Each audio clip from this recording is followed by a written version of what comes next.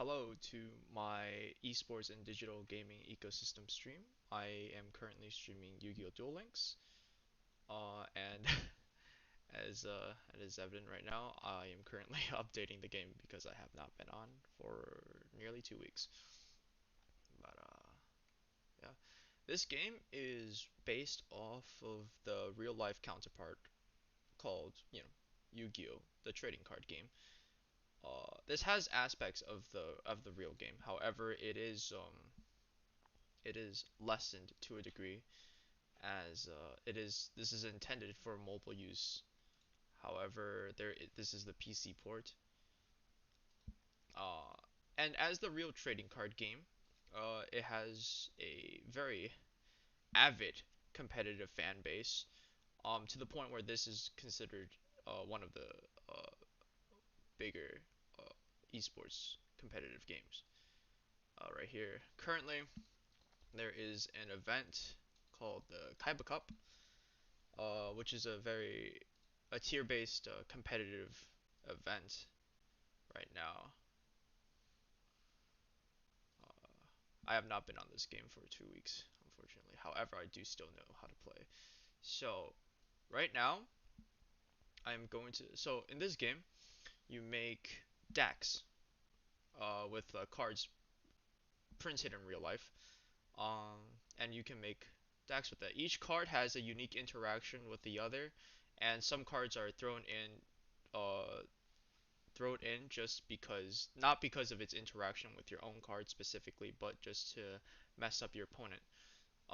So these are called monster cards with the brown border.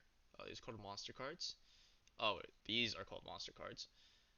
Each of these has a unique interaction. The deck I am playing is called Bujins, which they mainly revolve on these human-shaped creatures, and every one of these animals have an effect that will only activate if you have one of these human-shaped creatures out on the board.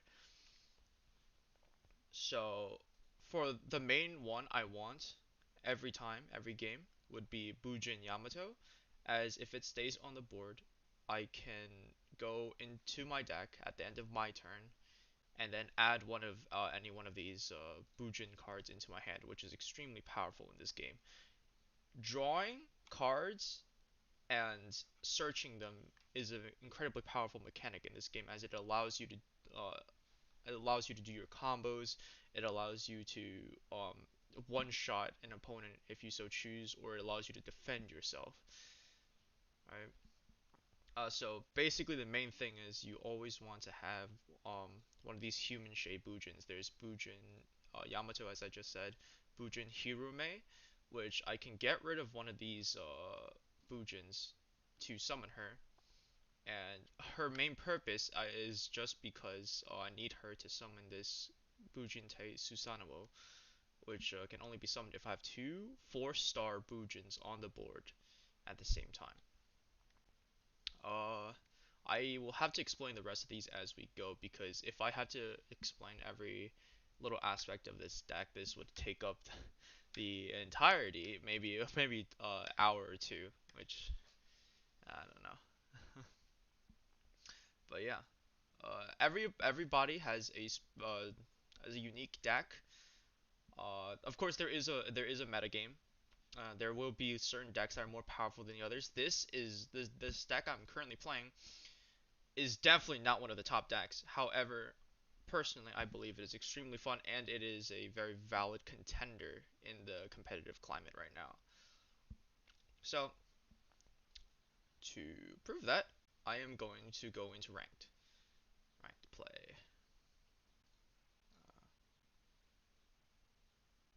Alright, I could play regular ranked, or I could play the Kaiba Cup, which I'll do regular ranked. So, every season, a person's ranked, if they have not played, your rank automatically goes down every season. So that is why I'm currently in silver. Mostly I have placed in platinum, typically. So I'm going to. Oh, the sound is off for this game because it is incredibly loud. Even after changing some of the settings, the sound is just too overwhelming, so I turned it off. So I'll just have music playing in the background as I go. Alright, so let's go.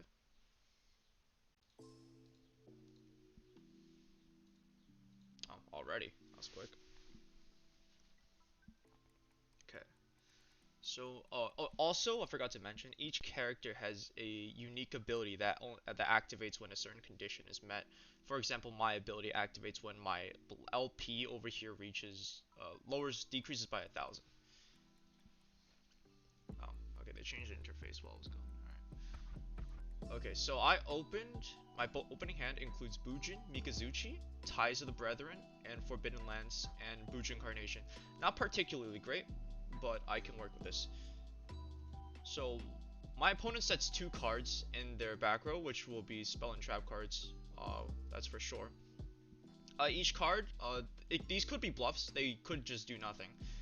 But there is a chance that like this. He played Skull Invitation. For each card sent to the graveyard, I take 300 damage, which is actually one of my toughest matchups because my deck plays around sending cards to this zone called the graveyard. Each card that has been used or dies goes to the zone called the graveyard. I am going to activate Ties of the Brethren. Ties of the Brethren allows me to summon 2 other humanoid Bujins from my deck for the cost of 2,000 life points. So I'm going to summon Bujin Yamato, and I'm going to summon Bujin Arasida. Skull Invitation is going to ping me for 300 because I sent Ties of the Brethren to the graveyard. I have Forbidden Lands for protection on my board, but I cannot attack currently because of Ties of Brethren. There is a lot of like mini mechanics in this game that it's just going to take way too long to explain. However, the very basics is the attack value decreases your life points if you attack it. So I am going to actually add Bujin Giher to my hand, and I'm going to discard it to the graveyard. Which would Bujin Giher, every turn I can banish Bujin Giher from my graveyard to make one of my Bujin cards immune to card effects.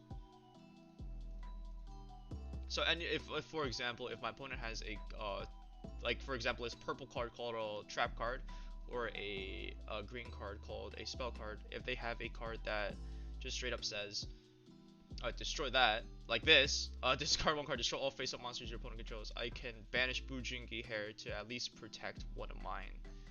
So I am going to protect Bujin Yamato here, as he is more important than the other 2 because of his ability to search. I am currently at 500 life points because of the Skull Invitation. I do not have a real way around it, unfortunately. Okay. I am going to use Destiny Draw, which is my character's ability. Once my life points lowers by 1,000 or more, I can add any card from my deck to my hand. Activate Mystical Space Typhoon, which allows me to get rid of one of their spell or trap cards. So I will get rid of that. Hopefully, I will remain decently safe here. I will set these 2. This card does nothing on my opponent's turn, and does nothing for me right now, so this is mainly a bluff. This is the only card that can protect my monster right now, as it can lower your attack and defense values.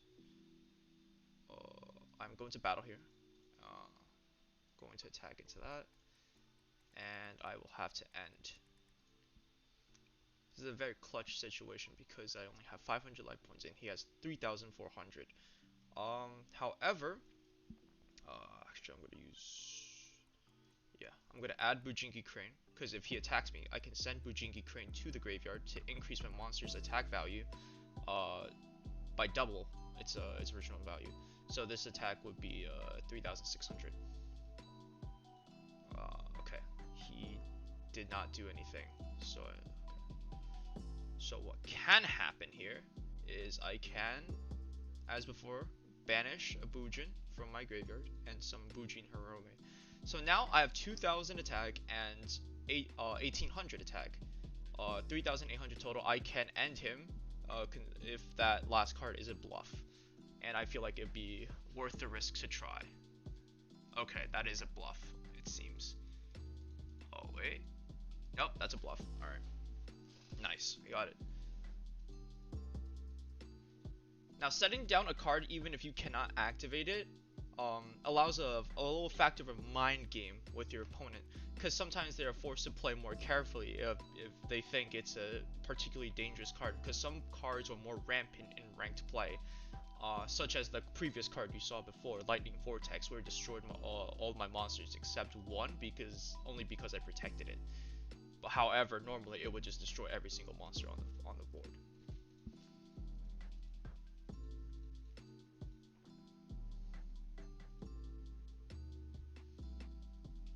Okay, next game. Let's see if I can get to the next silver rank. I don't think I can get to gold in this stream, because that would probably take like 2 hours, 3 hours. But I can at least try to go up one rank. Let's see. Another Kaiba. Oh, also my character's name is Yugi, which I unfortunately forgot to mention. Main character.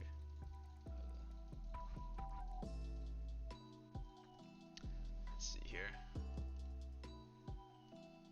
Yeah, this game, even though it's on a smaller scale than the real game, there's still like a very large factor that comes into play of what abilities a character is using. Um, because of the smaller zone, like smaller amount of zones, a real game has like 5 slots instead of 3 here, which you have to play around with, because some decks cannot fully uh, achieve the ending board that they usually want because of the smaller zones. So you have to think about that a lot.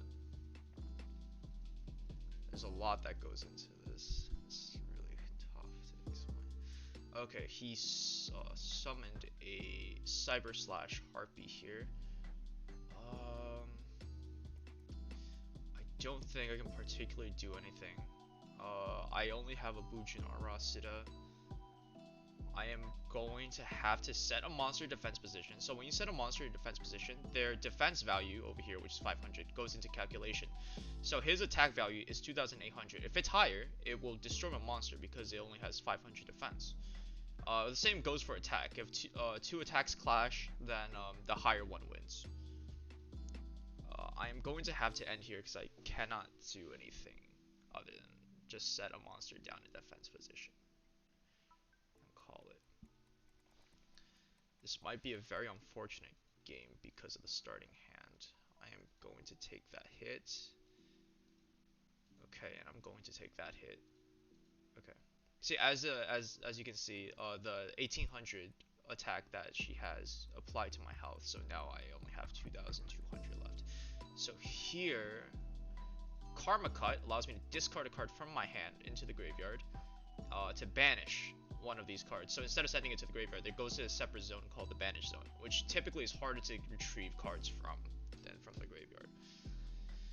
And trap cards take a turn more to activate. So I set it down now, but I can't immediately use it. On his turn, I can use it. Or her turn.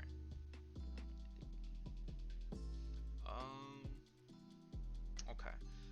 I will... Okay, normal summon Bujin Arasida, and I am going to end my turn. Okay. Now this, having Bujin Arasida out, is enough for some place to go on. So with Karma Cut, I can send my Bujin Sinew to the graveyard, or I can activate my Bujin Hair immediately. So what I'm going to do instead is I'm going to activate Karma Cut, send Bujin Sinew to the graveyard to banish their Harpy Perfumer.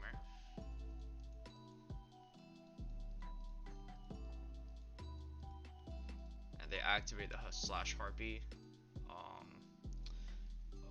You can target one monster your opponent controls, or one Harpy monster you control, return it to the hand. Now I can't really protect that, so I'm going to have to take it. And I think I lose here, I'm pretty sure. Yeah, pretty sure I lose here. There's nothing much I can do. It's just a very unfortunate starting hand. Yeah. However, I will not surrender.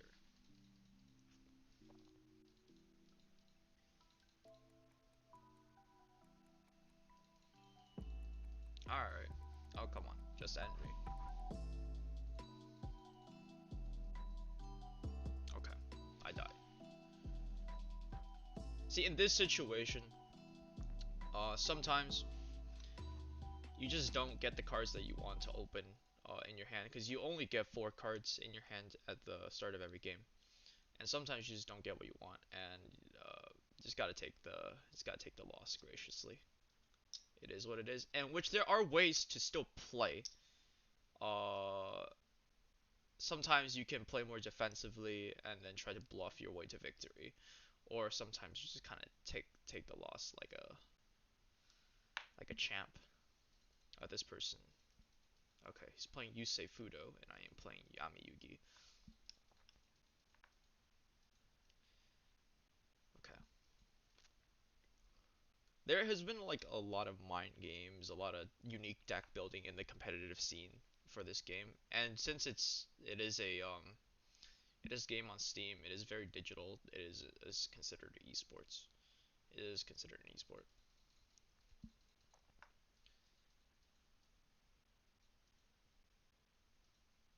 I mean, one can argue there is some luck involved in this game, which no one can really deny it because this is a card game at the core. But there is a large factor of skill that comes in here because right now there's 2 ways I can go about this. I can summon Bujin Chilin, or I can summon Bujin Yamato. Bujin Yamato I do not think I can activate Ties of the Brethren, so it would pretty much be useless here. If I summon Bujin Chilin, maybe I could do something here. Um, I'm going to okay, Bujin Chilin here. He has a response. He's going to try to attack me. So I'm like, no, okay, but he does have a response. Now I can activate Ties of Brethren because I have another 2 beast type monsters in my deck. Oh, someone said, hi there, just wanted to say good luck on your stream. I gotta go. Thank you, sir. Or ma'am. I will summon Bujingi Centipede and a Bujingi Sinew. Put them in defense position. Now, if a monster with a higher attack value than your monster attacks you, your monster will be destroyed, and you will take the damage of the difference. However, if it's in defense position, normally, normally, uh, damage to your life points will not apply unless there's an effect that says otherwise. So I am going to end phase here because I cannot do anything else. However, I do have 2 monsters here in defense position to act as walls, and a monster in attack position, which I want in the graveyard anyways, because this card's effect activates if it's in the graveyard. So they normal summoned Maiden with the eyes of blue. Okay, they end their turn. Okay, cool. I can activate my skill to guarantee myself a card, which I will. Let's see. This is a bit tough here. I do not like the fact they have this card in their back row, so I like right here. So I'm going to get a Mystical Space Typhoon from my deck. Shall activate Mystical Space Typhoon, and I'm going to remove that card. Mystical Space Typhoon. Target 1 spell trap card on the field. Destroy that target. And it was a Metal Morph. Okay. That's the case. Okay. That's not bad, actually. I can, well, I mean, which I will, summon a Diamond Direwolf here. Because I have more than 2 monsters with 4 stars. So I am going to get rid of Bujingi Sinew and Bujingi Chila to summon a Diamond Dire Wolf, which their effect I can activate to send one of these to the graveyard, destroy one of my own cards, and target one of their cards to destroy it. Which I will target the Maiden with the Eyes of Blue, which will force her to summon a Blue Eyes White Dragon, and well, however long for them to choose a 3,000 attack card. There we go. They get this Blue Eyes White Dragon. Now, because that's here,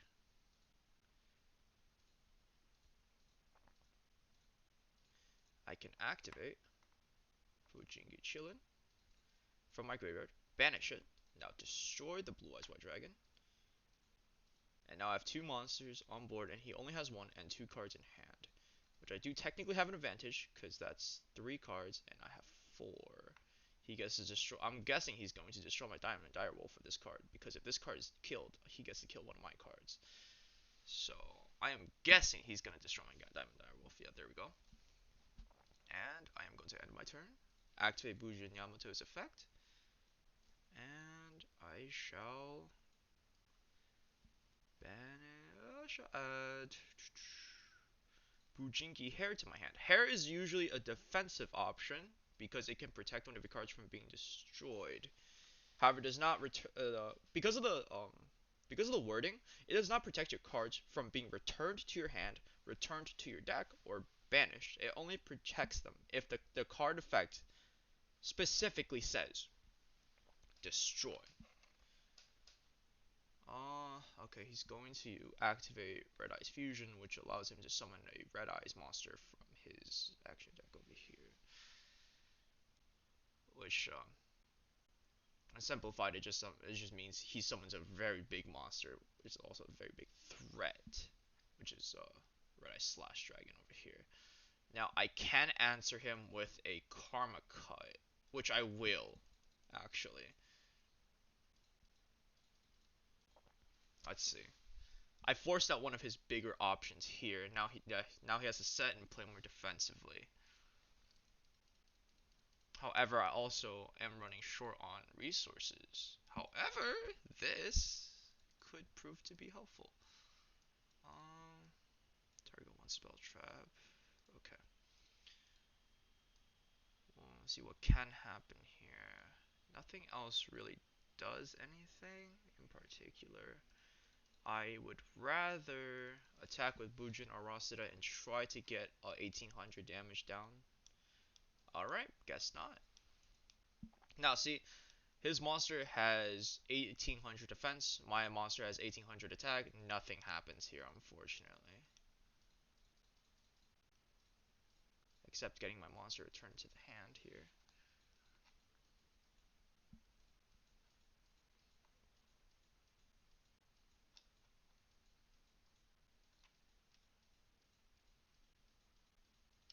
Oh, oh wait. I might have made a mistake. Oh well. Oh well, I didn't have a lot of time anyways. There's a time limit to every one of your turns. Oh, I think from my explaining, I think I ran up on that time limit anyways, so I don't think I could have ended them anyways, regardless. So, it is what it is.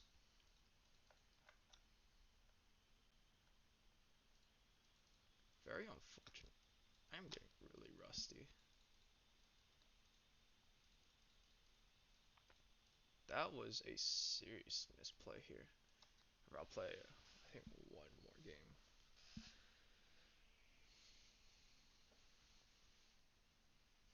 Let's see. I gotta sit back a little bit.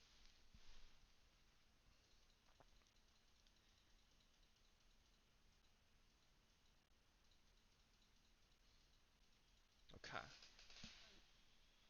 Not a particularly great starting hand either, but it is workable.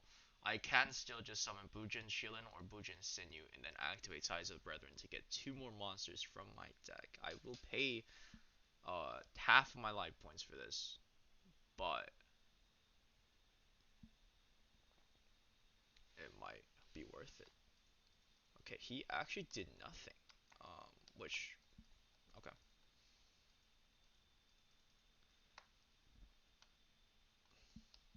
Ties of the Brethren here. There have been many instances of people, well, players losing games because they don't know particularly when to be aggressive against the opponent and when to be defensive against the opponent, especially situations like this where they do not put anything on the board, which can be very intimidating to most people. Um, Honestly, the best way to deal with that is just to build defensively. Just to build defensively, because if they actually didn't do anything, most likely they're planning something. It's best to play defensively unless you know for sure, with every little piece of information, that they cannot fight back. I cannot argue. I cannot guarantee that right now. Especially the fact that it's turn one. Now, theoretically, should I have ended him? Probably. Could I have ended them? No, not really. It is best to play defensively if you cannot immediately kill them in one hit, I guess is the best way to put that. Now I can activate the Ties of Brethren here. Not Ties of Brethren, my ability here. Okay, I will add uh, Forbidden Lands to my hand, which I can target one face of monster on the field until the end of this turn. That target loses 800 attack, but it is unaffected by effects of other spell and trap cards, which is a nice assurance for later. However, the main thing right now is to summon. I will play Kachikochi Dragon. So Kachikochi Dragon's effect is if it destroys a monster, it can attack again, which will aid me in just ending the game right now. So I think this should be game. Unless that face down trap has the face down monster is a trick, which it is. Okay. What's he gonna target? Probably the Kachikoji Dragon, honestly. No? Okay. Interesting. I mean, I guess either way, no matter which one he destroys, he doesn't die. So I activate Bujin Hirume's effect to discard a card from my hand.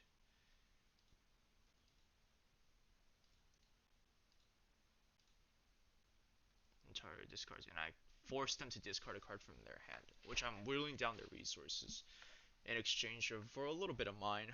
Uh, some cases it's worth to trade with your opponent, trade resources with your opponent, because it would damage them more than it would you normally. Okay, there's the Kribo, I knew it. Okay, guess I'll end my turn. Bujin Yamato. It's effect. I'm going to add protection, playing defensive here. Bujin Hair. Send it to the graveyard.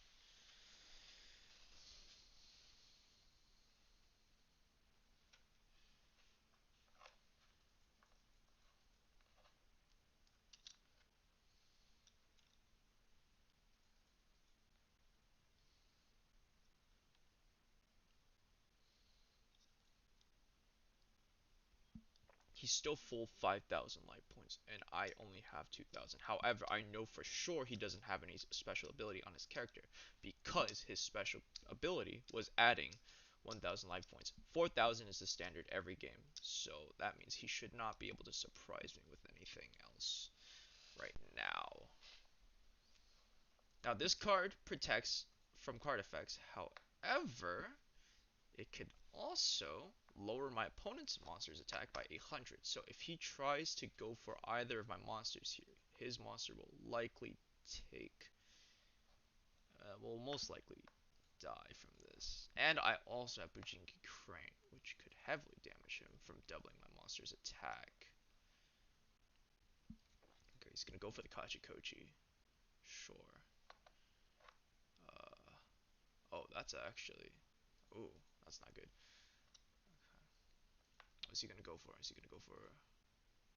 Okay, he's gonna go for the Kachikochi here. Now, I will just use Forbidden Lance over here to decrease the damage that would take from this, because I do not want to die yet. So, I would at least survive with this much. Nice. Yep. The math is on my side. However, okay. This is a bit tough. Okay, there's a crane. No, I can play. I can play with this. I will summon a Bujinte Susanoo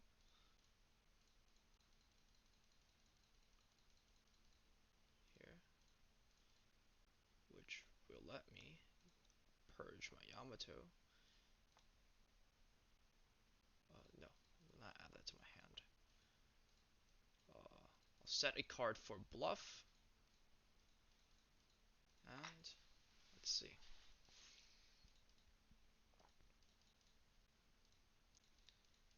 Okay. Now he has absolutely nothing except one card in hand. Right now, like that. And let's see. Okay, he ends.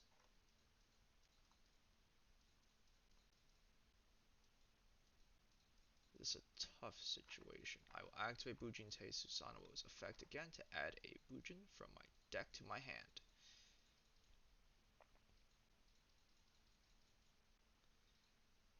Okay, now let's see. Will he have anything? The answer is a resounding no. Okay, 800 health. I managed to catch up in terms of damage. Now it depends on the next card he draws here.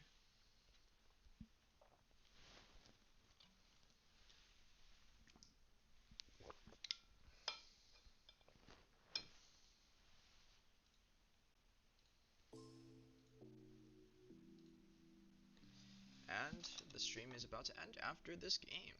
So the music comes back on.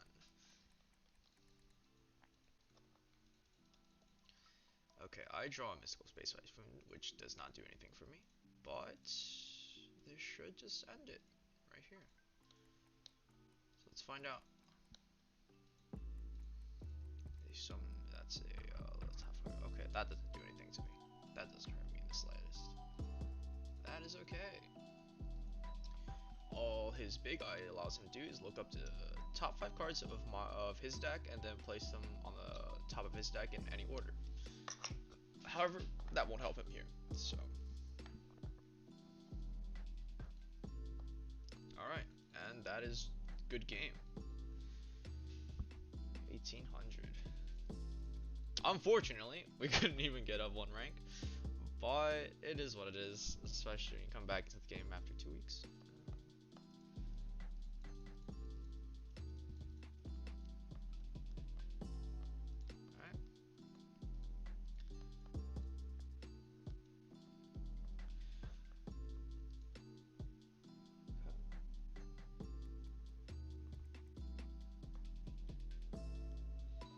Okay, and that is Yu-gi-Oh Duel Links. Thank you for watching. This game is an extremely complicated game because there's so many mechanics to introduce. Unfortunately, I couldn't get into the specifics on what exactly these black cards are because if I do, there would be, you get into these, the purple and the white ones, and the blue ones, and that would take extremely long amount of time. So it is what it is. However, because there is such a large amount of different card types, there's different strategies that revolve around different cards, different builds.